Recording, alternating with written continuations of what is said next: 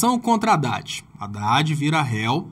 A gente sabe aí que são vários políticos do Brasil com casos claros de corrupção, como, por exemplo, Aécio Neves, gravado. A gente tem também o Temer, que provavelmente vai fazer parte do governo Bolsonaro. Com tantas pessoas para serem processadas por corrupção, por que o Haddad? O Aécio deve cantar agora, por que não eu? Mas enfim. De qualquer maneira, o que a gente observa são dois eventos acontecendo simultaneamente, dois eventos que estão sendo protagonizados pelo mesmo grupo, ou seja, as elites que controlam o poder judiciário e agora têm o poder executivo. A gente tem, ao mesmo tempo, uma ação contra o Haddad e, ao mesmo tempo, a gente tem uma declaração de que tudo vai ser vendido. Essa declaração de que vão vender as distribuidoras da Petrobras é, sem dúvidas, um aviso que absolutamente tudo vai ser vendido. O que será que isso pode significar? O que será que esse efeito conjunto pode significar? Eu já começo a ver pesquisas não oficiais indicando uma queda na popularidade do Bolsonaro, a possibilidade de um grito da população pela anulação dessas eleições para ter aí uma nova oportunidade de votar na esquerda, e é por esse motivo que eu vejo que aquilo que a gente chama de direita, mas eu chamo de entreguismo, já começa a fazer uma campanha política para destruir a nova liderança da esquerda. Gente, precisamos admitir que o Haddad, se não fossem os fake news, se não fosse a mamadeira de piroca, se não fosse o kit gay, se não fossem os fake news do Bolsonaro, o Haddad estaria eleito, o que significa que é uma grande liderança de esquerda, uma liderança muito importante. Obviamente não podemos imaginar a possibilidade de dizer que é uma liderança tão importante quanto o Lula, que isso nunca vai existir no Brasil, mas uma liderança importantíssima na esquerda que agora começa a ser perseguida, começa a ser exposta como envolvida em casos de corrupção, mas 4 anos antes das eleições.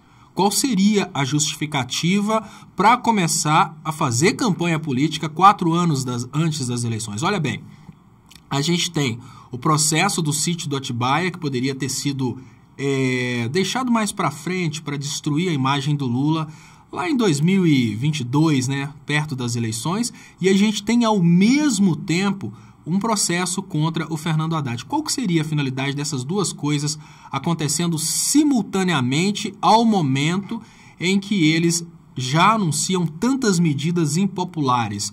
Pode ser que eles já comecem a trabalhar uma impossibilidade do povo gritar pela volta da esquerda.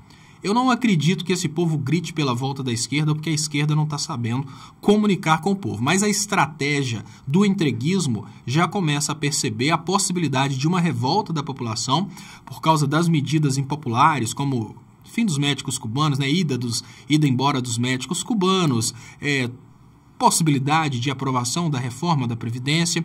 O Bolsonaro tem a dívida também de acabar com 13º e férias, e a gente tem agora a venda de todas as estatais. Não imaginem vocês que a gente está falando da venda só das distribuidoras da Petrobras. Obviamente, isso é o início de um processo de privatizações que vai liquidar todo o patrimônio público brasileiro. A pergunta que a gente precisa se fazer nesse momento é quem paga o pato com a venda do patrimônio público brasileiro. O que eu vejo no caso do Haddad, Joiana, é um início de um processo de campanha eleitoral contra o Fernando Haddad, aquela mesma campanha eleitoral que foi feita contra o PT. Ela continua isso porque, ao contrário do que pessoas imaginam, o PT não está liquidado. O PT foi derrotado pelo fake news, ele não foi derrotado nas urnas, por propostas, ele foi derrotado pelo fake news. Só que mentira tem perna curta, então eles já começam a se desesperar com essa questão da possibilidade do governo Bolsonaro baquear. Hoje o governo Bolsonaro está muito frágil, qualquer faísca na população que mostre para essa população que ela foi idiotizada pode causar a fragilização do governo Bolsonaro.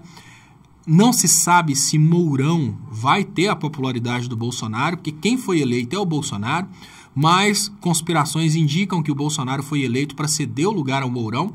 Parece que as elites não querem um representante Bolsonaro por questões de elite mesmo. Digamos que dentro das Forças Armadas existe um desconforto em manter uma pessoa expulsa do Exército e de baixa patente como presidente da República, então pode ser que aconteça uma conspiração contra o próprio Bolsonaro, mas essa conspiração contra o próprio Bolsonaro pode não ter apoio popular, o que significa que as coisas estão bem complexas hoje. Então, para evitar que a esquerda tenha nomes fortes para uma eventual eleição emergencial, a gente começa aí esse processo de campanha contra o PT, a mesma campanha que fica repetindo. Olha, gente, olha que coisa interessante.